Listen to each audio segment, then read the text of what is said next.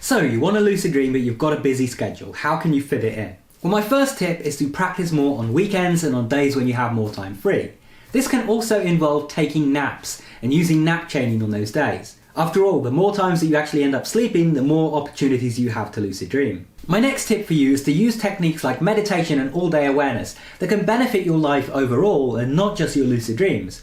You can use these techniques as something to just improve your life overall and then get the lucid dreaming benefits from them as well. So it's a net time save. If you're worried that waking up in REM to perform lucid dreaming techniques just before you have to get up anyway is going to cause some problems for you in the mornings, then go to sleep a little bit earlier. Just take into account that fact that you are going to be getting up and doing that technique at X and Y time, and add an extra hour or two to the beginning of your sleep instead, so that if you spend a bit of extra time on that, you don't have to worry about waking up late for work or school. Another thing you can do is combine things like mantras and visualization with repetitive tasks that you have to complete throughout the day anyway.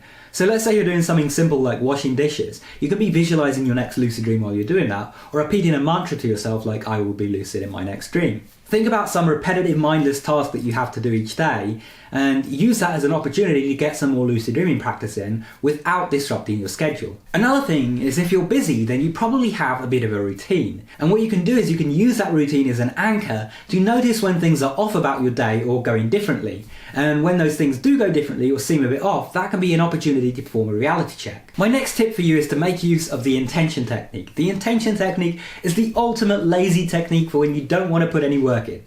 All you have to do is set that intention to lucid dream. I've got a complete guide on it that you can check out. Just search the intention technique on my channel. But it is really simple, doesn't take any time, and so you can fit it into any schedule. My next piece of advice is to keep dream journal entries short and concise, because one of the worst things that you can do is get out of the habit of dream journaling. I'll be honest, this is something that I trip up with from time to time. Sometimes I'm just feeling a little bit lazier and I don't want to write a lengthy dream journal entry because I've got into the habit of writing those longer entries. But what I tell myself now is just write a short one.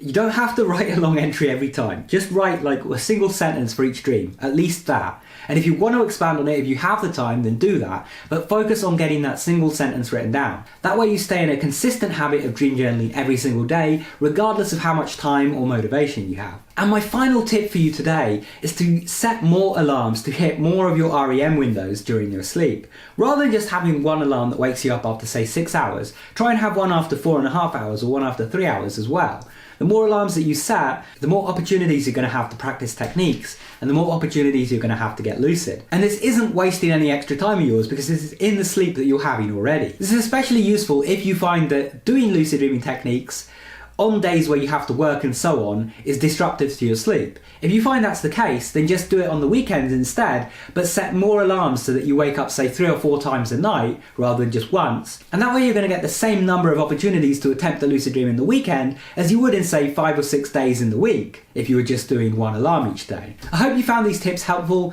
If you'd like to learn more about lucid dreaming, be sure to check out the Lucid Dream book. There'll be a link in the top right hand corner or down in the description below if you want to find out more about what the book offers. I hope you enjoyed the video. Make sure you subscribe and enable all notifications so you can stay up to date when my new videos come out. And if you want to keep watching, check out one of the videos on screen, go watch that, and I'll see you there soon. Take care and have some awesome lucid dreams.